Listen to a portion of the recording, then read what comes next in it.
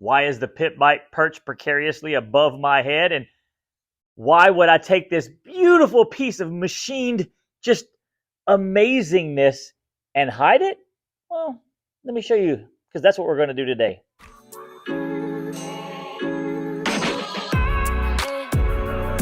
Let's start with the most important part is I did say that precariously perched part in one take.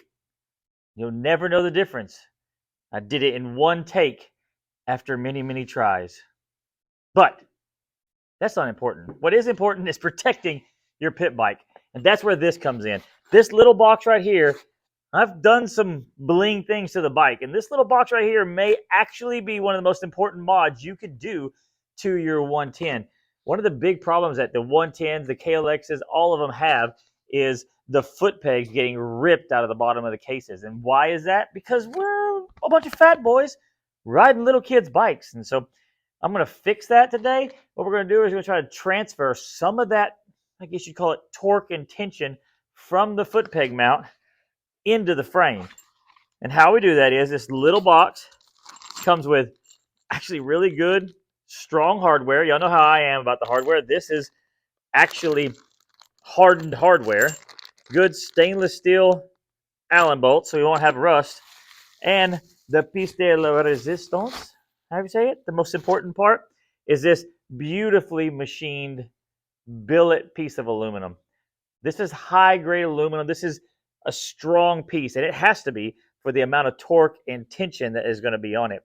And what this does, it mounts to the foot peg mounts, and we'll get underneath there and show you. It mounts there. This goes through a pre-drilled frame hole. There's a hole in the frame right there. The bolt that is supplied with it will go through there. And as you tighten it up, that is going to allow this right here, where your brake pedal goes through, it's going to create an access. So whenever pressure is put down on these, as it will be when you land on jumps and all that kind of stuff, it's going to transfer that into this pivot point, into that, I guess, what would you call it?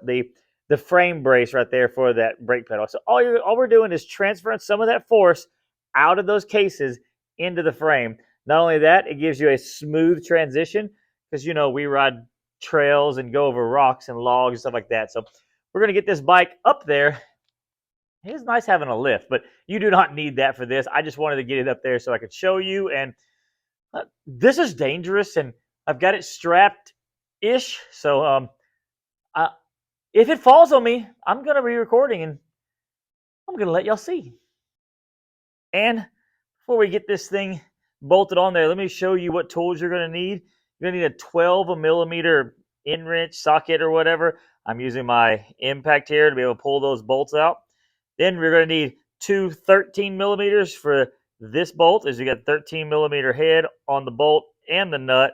And then you're going to need an M6 Allen, as the bottom will now be Allen bolts. And like I said, it'll go quite well with this skid plate we have to protect the underside even more and give support to those foot pegs. So let's throw this thing up there and let me get you some how to maybe install one of the easiest things to install that is quite important. This may actually not be the best camera angle in the world, but the best I could do to be able to show you what we got going on here.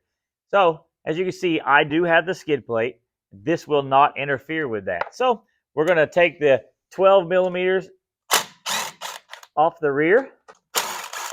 As you can see, those right there will be these two 12 millimeter M8 bolts. You can't go in from this side because of the brake lever. My extended, beautiful brake lever is there. So we will get it lined up through here. Put the bolt through. Get our nut started on there. It is a nylock nut, so it won't come loose. What I would recommend too is when you go to put these in here, we're going to use a blue Loctite.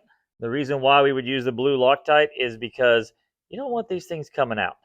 You don't want to have to over tighten them because they are screwing into aluminum, but there is pressure on them. So we'll get that one started there. Plenty of blue Loctite. I wouldn't recommend red Loctite for this because you do have to pull these bolts out every so often when you're doing the motor or any work that has to do with pulling the engine.